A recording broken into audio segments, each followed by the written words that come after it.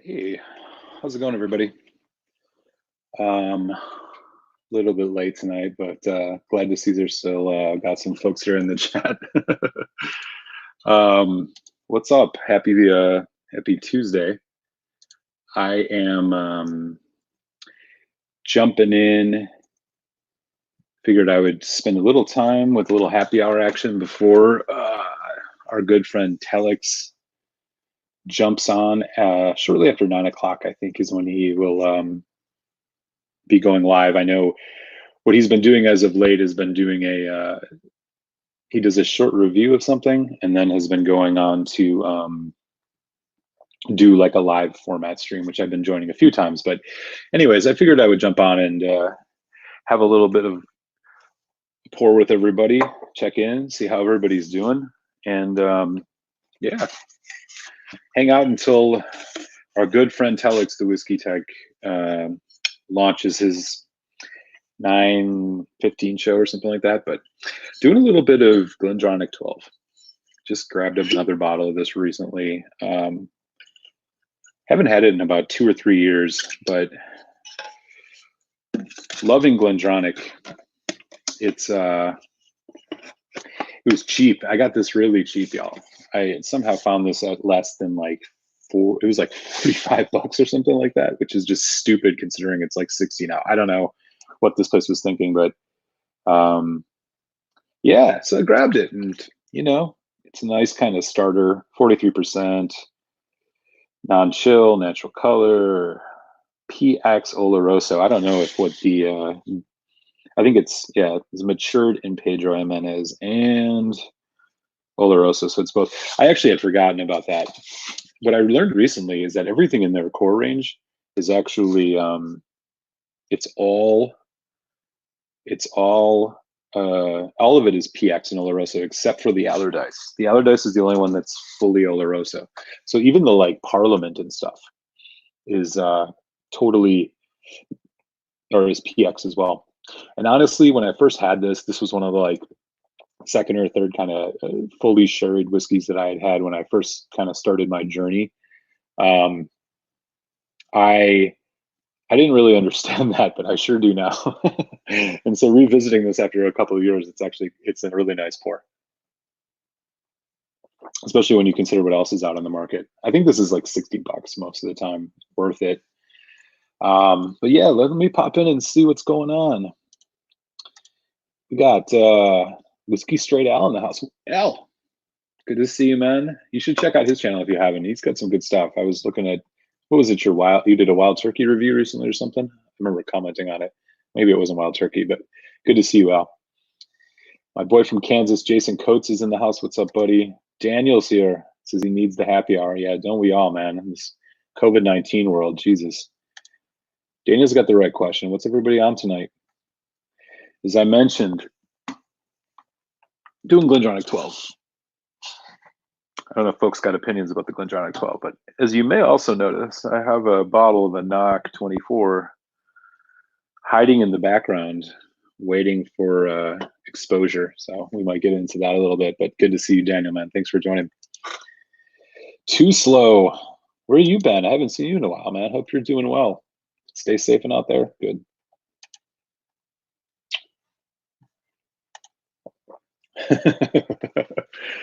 Andrew Page says, good evening, everybody. Is everyone staying sane? Well, as the old saying goes, a dram a day keeps the therapist away.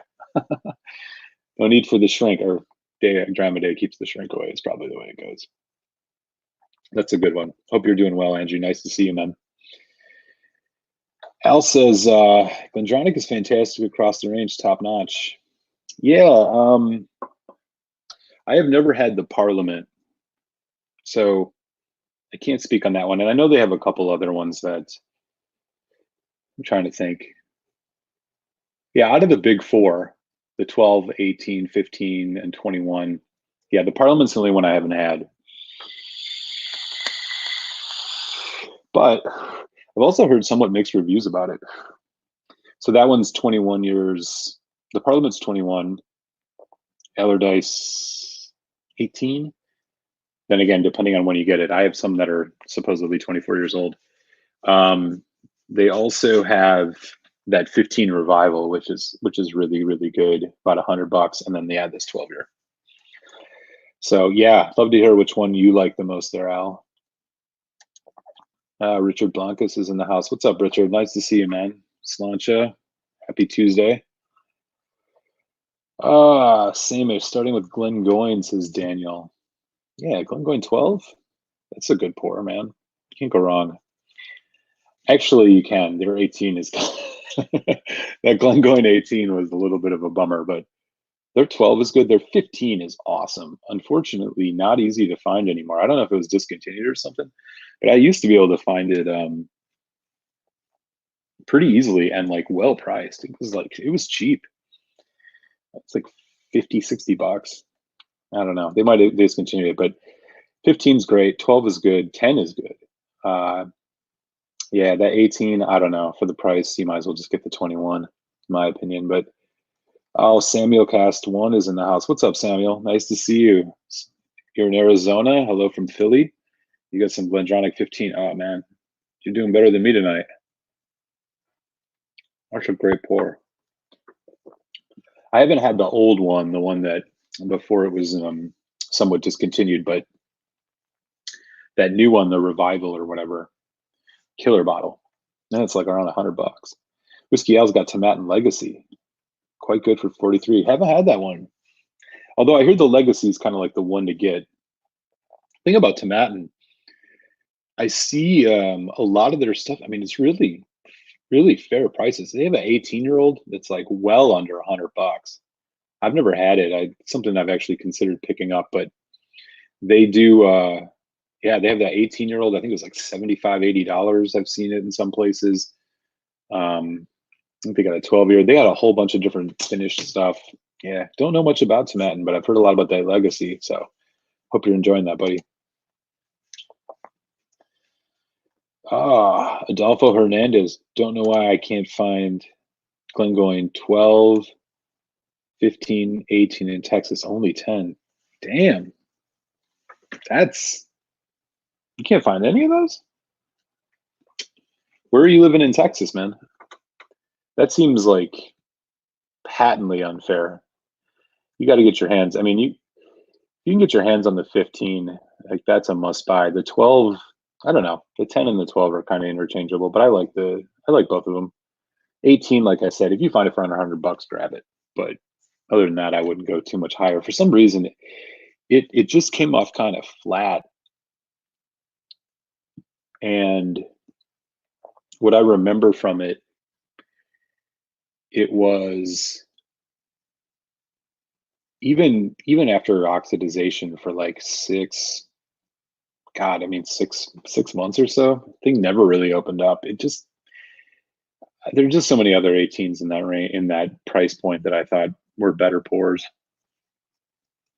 But you got to try things. Daniel's talking about Loch Gorham. Oh yeah, can't go wrong with the Loch Gorham. Oh, Adolfo's in Laredo. Okay, right on. Never been out that way. I've only been to Dallas, like Dallas, Arlington. I went up to a ball game in Arlington once. Been to San Antonio and El Paso, but not Laredo. Samuel said the old 18 is amazing. If you get a chance, you definitely got to try it. Yeah, I've heard that. I don't know if you're going to find it anywhere though, except secondary market. I'm sure that's going to be stupid prices because everybody's about that. But I'm interested for the Glendronach fans here. There's this, since they had been mothballed for a while in the late 90s, early 2000s, the minimum age in a lot of their age statements has been actually a lot older. So like, for example, the Glendronach Allardyce right now, in 2020, it's going to go back to being 18 years. But for the last 4 or 5 years, it's been older than that. So for example, the 2019 was like 24 years old. 2018 was 23, et cetera, et cetera. So it actually had a pretty increase by 1 year for like a couple of years. And the same thing's happening with the Parliament right now. I guess in like 4 years, 3-4 years, the Parliament's going to be 26 years old. And this is just because of the stock, the way the stock is going, right? So everything that they had while it was mothballed was just sitting there. And so they're getting these older and older barrels that they're bottling with this stuff. So if you can, they're one of those good distilleries that actually puts their stuff on. They put the little scanned bottling date on the bottles. So check those when you buy Glendronach's, because look on the internet, you can see there's like a graph showing you the ages of this stuff. But if you look at, like the Allardyce, for example, I actually have two of them. Like the 2019s are supposedly 24-year-old Allardyce, which you're getting for 20, or 18-year-old prices. Although I will say Glendronach has actually increased in price quite a bit. That Allardyce a couple of years ago used to be like 120, 130 bucks. Now it's like 170. Killer dram though, if you're into like peat sherry bombs. The thing about that one though, and I had one a couple of years ago, it was like a 2017. You can really tell it was older because the dried fruit notes come out, right? I mean, you can tell, like, especially in NASs, when you get an NAS and you're drinking it and like you get a lot more dried fruit than the fresh fruit, usually I think that's an indication of that there's some older juice in there, because as time goes on, obviously, like these different the alcohol molecules will oxidization will happen, and so you're basically getting like what was fresh cask influence breaks down, and you start getting those drier notes. And so when you're drinking like NASs, especially, you can notice this. You're never quite sure what how old the whiskey is in it. Well, that's how you can tell. Well, one way you can tell, from what I've learned, is that you start getting the drier fruit notes over the fresh fruit notes. There's some little juice in there. And we're up to 14 folks in the house for happy hour. Great to see everybody, man. This is cool. This will be fun. We'll hang out here until right around 9, a little bit after 9. We'll hop on with Telex the Whisky Tech. Apparently, he's going to be talking about what is it? What did he say he was talking about? I got to look again. One of those Game of Thrones bottles. Let's take a look. What's our good friend Telex the Whisky Tech up to tonight? He usually pops this stuff up on Twitter. Yeah, he did. He's doing the Royal Lochnagar 12-year-old as his video tonight. I can't say I've had that one. I haven't messed around with much of the Game of Thrones stuff, to be honest, but I did a tasting once. I was at a bar. They had like this thing set up where you could do a tasting of like 4 or 5 of them for $25 or something. I did the Lagavulin, the Talisker, the Dalwhinnie, I think the Kleinleash. The Lagavulin wasn't bad, 9 years old, but the rest of them I can't say much about.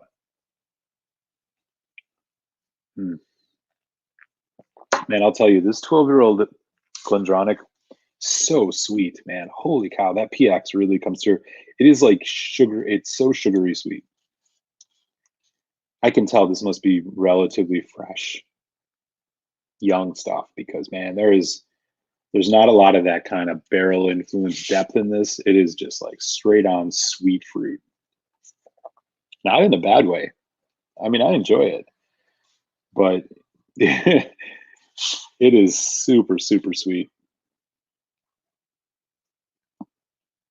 Yeah. I'm not sure. Maybe this will actually have the scan date on it. Yeah, here it sure does. It is this was bottled in 2019, May 13, 2019. So this is a pretty new bottle. I don't think this actually has any additional age. I think this is probably as close to 12-year minimum as possible. But solid pour. Actually, I'm going to continue with the sherry thing before I start drinking some more of that Knock 24. Next thing I'll do is a little bit of this Glenallachie 15, which is killer. This will be interesting because that's also PX. That Glenallachie 15, relatively new. I think it just came on the market a couple months ago here in the States. That's actually a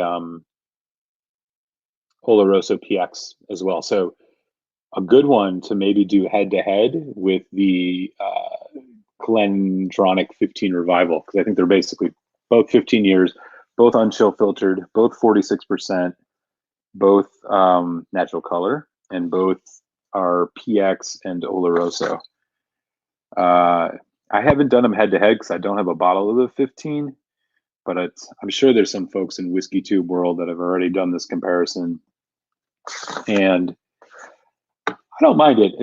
This one's cheaper, so I think this Glenallachie 15 was right around that 75-80 price point compared to the Glendronach 15 Revival, which, I mean, you'll be lucky you find that for less than 100. But we'll get some of this in the glass in a sec. All right, let's catch up on the chat, man. Ben Demon Hunter's in the house. Ben, how are you, buddy? Good to see you. Got some samples in the mail. Oh, gotta love that. And these are some good samples too. Look what Ben's got set up. Boona 18, Kilhoman Vintage, Glen Scotia 15, Kilkerran Heavily Peated. Batch 2. Oh, I didn't even know they've done a batch 2 yet. Dude, let me talk about this list. So 2 of the whiskeys you have on this sample list are whiskeys that were in my top 5 whiskey of the year for 2019. My number 4 was Boona 18. My number 1 was Glen Scotia 15. I have not had that Kilhoman Vintage, and I've had the Kilkerran Heavily Peated Batch 1. But yeah, man, you should be very excited. I get the all caps. Glen Scotia 15, man. Killer bottle. Good stuff. Rob Clompster is here too. What's up, Rob? Nice to see you, man. How's everything going in Canada? Hope everything is safe and all of that. This COVID-19 stuff continuing to wreak havoc around everywhere. So glad everybody's kind of doing what they're doing. Rob said he's got a Glendronach 12 single cask. It's been quite a while since I've had it. Yeah, Boona, so I can't do a fair comparison, but they're similar for sure. Really? What's the ABV on that Glendronach 12 single cask you got, man? Damn. I can't imagine.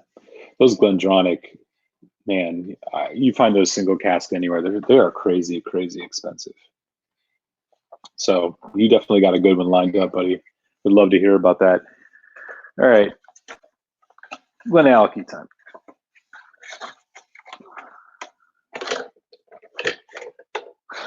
Look at how dark this is. Isn't that crazy? That's natural color too. Man, they got every single drop of that, the sherry out of those barrels. Holy cow. This thing is like, this is one of the darker whiskeys I've ever seen. This is like Allardyce dark. I'd be curious if anybody here is a fan of Glenallachie. I've done the 12. They have a ton of single cask stuff. I haven't got to try any of it, but I've been seeing it. And then I finally grabbed this 15 just because, yeah, it's a sherry bomb. It's got some spice too. We'll load up some of this. Yeah, man. Check this out. Beautiful. I like it, man. I think Glenallachie is going to be one of these distilleries I could become a huge fanboy of. They do their stuff right. 46%, non-chill filter, natural color. They got bourbon cask. They got sherry cask. They got mix of bourbon sherry cask. I dig pretty much everything they do. Can't wait to get into more of their stuff. The 12 I thought was okay. I didn't love it as much as some did, but it might be one I'll revisit. This 15 though. Whew. Dark, rich fruit and dried fruit. Man, killer. Killer, killer. What else is going on, y'all? Ben Demon Hunter at Malmuser. My brother just bought his first Campbelltown Glen Scotia 15. Had a dram, absolutely loved it. Now he wants the Victoriana. Yeah, man. The thing I love most about the Glen Scotia 15, it's the perfect intro whiskey to Campbelltown. It doesn't have the sherry influence, but it's still pretty fruity. But it's got a little bit of that Springbank Dunnage Warehouse funk, which I just associate with Campbelltown.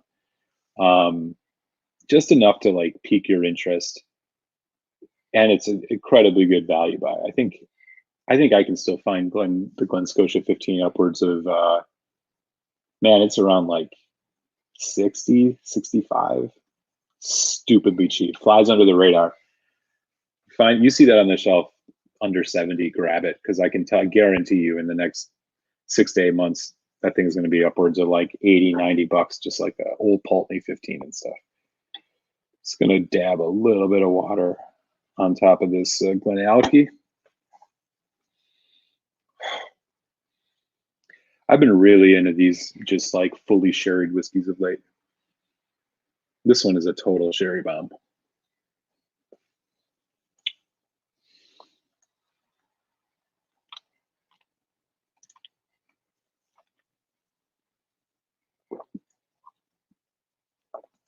That's right. Ralphie Mitchell's Whiskey of the Year back, it was 2019. Maybe it might have been 2018. One of the two, but I know what you're saying. Yeah, he loved that Glenallachie 12. That might have been the reason I bought it. if Ralphie recommends it, I mean, come on, man. He's the OG. He knows what's up. I trust that guy. He I think his newest whiskey was the Deanston. I think a 12-year Deanston 12. Haven't had that one. I've had other Deanstons that I really like, but yeah, I kind of felt the same way. I wasn't blown away by that Glenallachie 12. I think it might be one I got to revisit just because my palate's changed so much in the last, since I had that almost 2 years ago. But yeah, this 15 is great, man. If I was to make a quick comparison between the Glenallachie 15 and the Glendronach 15, I would say that this one is a bit sharper, a bit edgier, a bit spicier. So take that for what it's worth. That's all I can give you off the top of my head. Rob Klomstra, the Glendronach single cask is 55.1%. Damn, Rob. That's amazing. You're a lucky bastard to get your hands on that. I would love to try a single cask anything from them. Jimmy Drammer's on. Jimmy, what's up, buddy? Thanks for hopping in for happy hour, man. Hope you're doing well. Looks like you just opened it. Oh, just opened the Glen Scotia 15, he says, and last night it was excellent. Yeah, man. I haven't met too many folks who are hating on that. Dude, enjoy that for it, man. That one flies under the radar, I'm telling you. Glen Scotia, so I've had the double cask, which is a super cheap NAS, like 40 bucks, 40, 50 bucks. It's kind of their intro one. I think it's pretty good. It's clearly a young one, but I've had the Victoriana, which is awesome. That's an NAS too, but it's like that's closer to like $100. Really, really intense. I think that it's not cast strength, but it's damn close. They also have an 18, which I haven't had, and then of course they got a ton of single cast stuff. They have some single cast. They have some way older stuff, but be curious if anybody's had any of the other Glen Scotias, because I'm looking for definitely looking for recommendations if people got strong opinions about any Glen Scotias. So good to hear, Jimmy. Hope you enjoy that. Glad you're able to hop on, man. Sláinte. Ben Demon Hunter, I'm spoiled. I've had 2 different samples of Glen Scotia 15, one in the mail and one from my brother. Yeah, man, good problem to have. Nothing to complain about. Daniel said, Malt Muser, I just wish I could try a bottle of Glenallachie. Daniel, man. Stuff's, I mean, I feel like they're coming on pretty big now. You should be able to find it. I don't remember where you're at, my brother, so you might have to let me know. I might be able to find a place I could ship to you. Are you West Texas? Or like Louisiana? Yeah, I can't keep this shit straight, so apologies if I'm disrespecting you by saying you're from somewhere else, but no offense intended. But let me know. I might be able to find a place that ships to you. He says, what else is going on? Thursday draft is going to be not the time of our lives, but the time of our 2 months. Yeah, I mean, if there's even a season, right? Who even knows yet? Rob says it's very good, but I'd take 18 Allardyce over the 12 cast strength. Oh, you're talking about that Glendronach 12 cast strength? Yeah, I mean, I'd love to just try it. I'd love to try any Glendronach cast strength. Or not, well, I know they do a cast strength, and I had one of those. It was like batch 6, batch 7. It was solid. I don't think it was I don't think it was as good as the Allardyce, but again, it's a lot cheaper. So kind of got to take that into consideration too. Ben Demon Hunter said, Glendronach 12 cast strength. I'm going to have to ask my friend about that. His favorite distillery, his ancestors came from that area of Scotland. Wow, that's super cool. Heritage goes back 900 years? Damn. That's rad. Super cool. Oh, what else you guys got going on? Glen Scotia has a whole flies under the people's radar. Not this group. Daniel hit that right.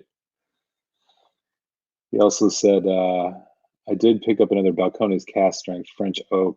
Ooh, that sounds good. I've had the Brimstone from Balcones, and that's one of the most unique whiskeys I've ever had. I wouldn't say it's worth buying a bottle necessarily, but totally unique. I also have that blue baby corn, but I don't know. The Texas stuff is hit and miss. I'm not a huge corn bourbon fan as much anymore. Even I love bourbon, but God, over the last year especially, I'm just way more into the single malts. That side, there are a lot of bourbons that I really love. I actually just wrapped up a review tonight of the New Riff bottled in bond. Stellar stuff, man. Like $40, $35, $40 a bottle. Great pour. You should definitely keep your eyes open. They got a single barrel and a barrel proof too. It's like an independent bottler, or not independent bottler, independent distillery. Worth checking out. Man, New Riff's doing some cool stuff. I like to have a couple bourbons open just to remind me of my roots, so to speak. Cool. Good to see everybody, man. You know, these COVID days, it's like lends itself well to the whiskey community because we got the opportunity. We got more time on our hands. We can all connect safely over the interwebs. This works out well, man. It's good to see everybody. Solancha.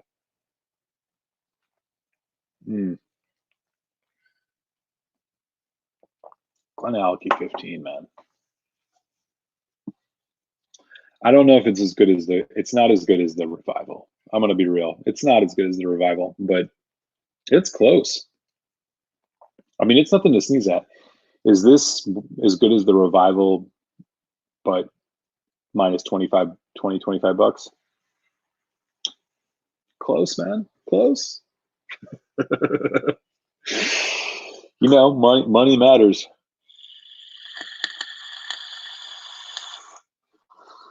Rob says, after this virus, and send me some stuff. Just impossible. Yeah, man. Dude, I hear you.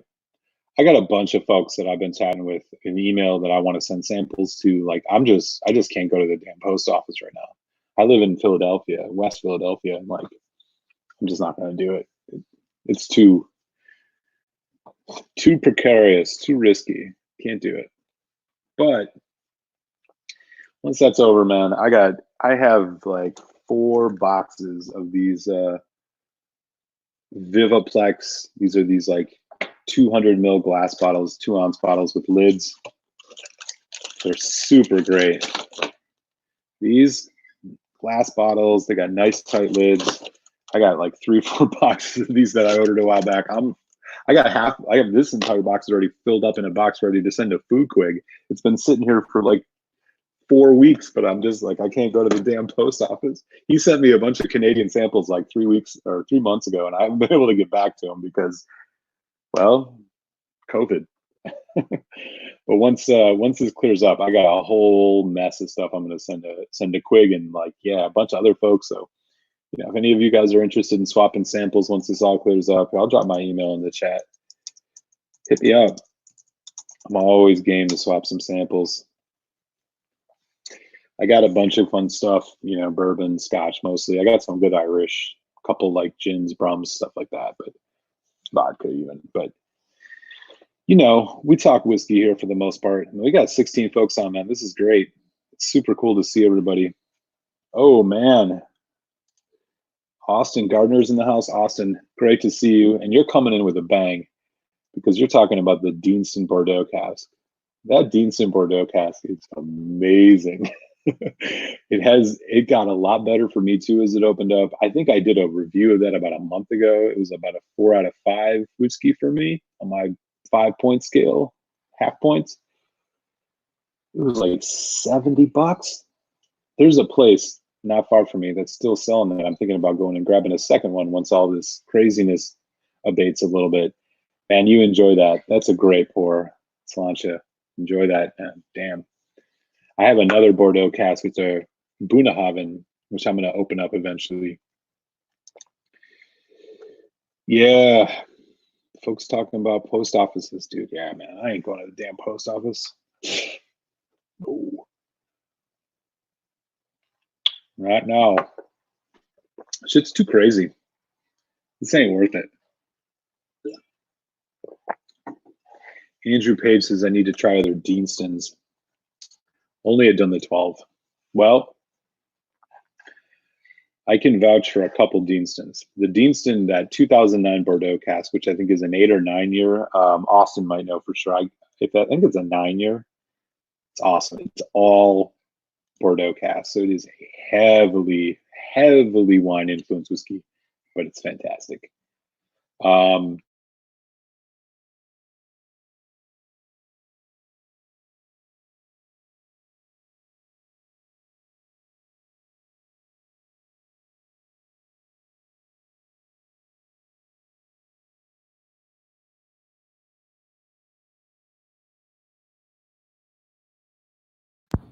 Everybody still hear me okay? Damn, headphones went out. I'm not sure if this is coming through good or not, but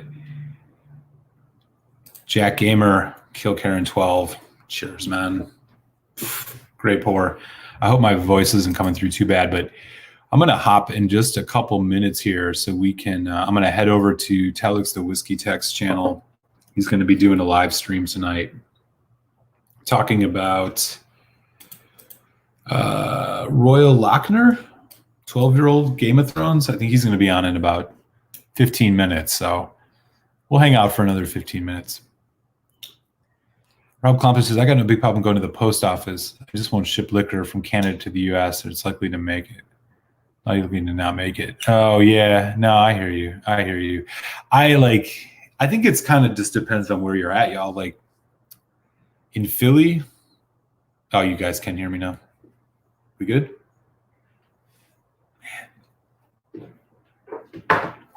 Sounds better now, says Jack Gamer. Thanks, man. Yeah, I don't know. Sometimes when you take those headphones out, they, I don't know, it scrambles the audio or something like that. So I hope it's coming through straight. Let me know if things are still bad.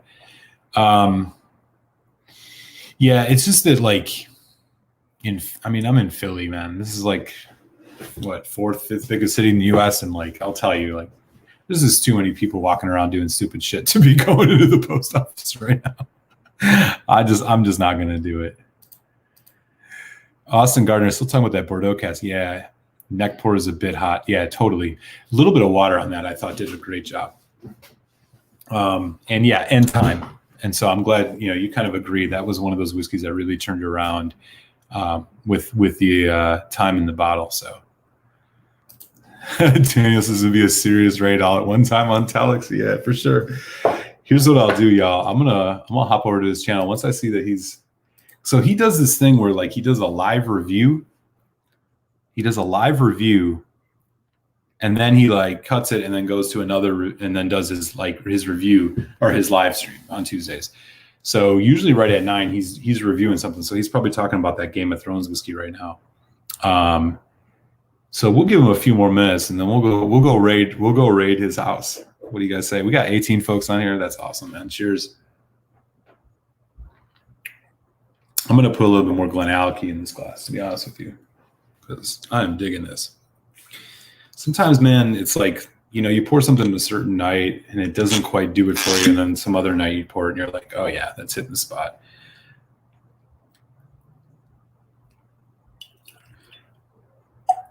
We'll do a quick size dram. What do you say?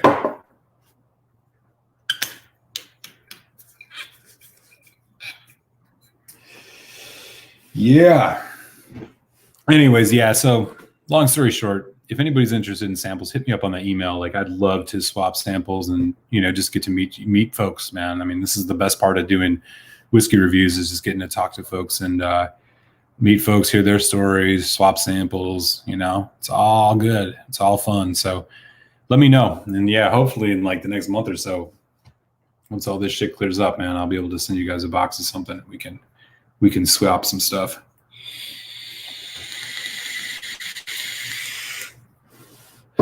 No, too slow, not yet. Let me just double check. I think he's probably still doing his video right now.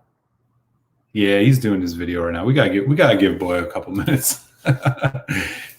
He does his reviews live, and then he doesn't take chat, and then he'll like do his live stream afterwards. So Jimmy Drammer, oh man, Jimmy, we gotta talk. Look what's up with Jimmy tonight, y'all.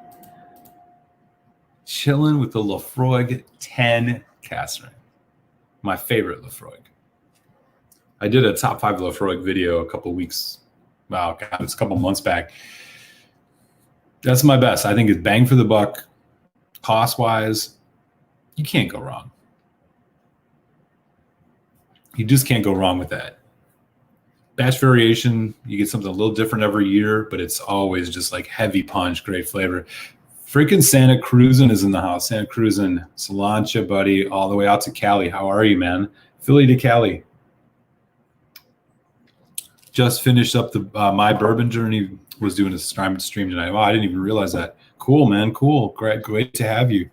Yeah, we're just hanging out, buddy. We're gonna do about 10 more minutes, and then I'm gonna hop over and jump in the chat with y'all and hang out with Telex, who's gonna be talking about some Game of Thrones stuff tonight.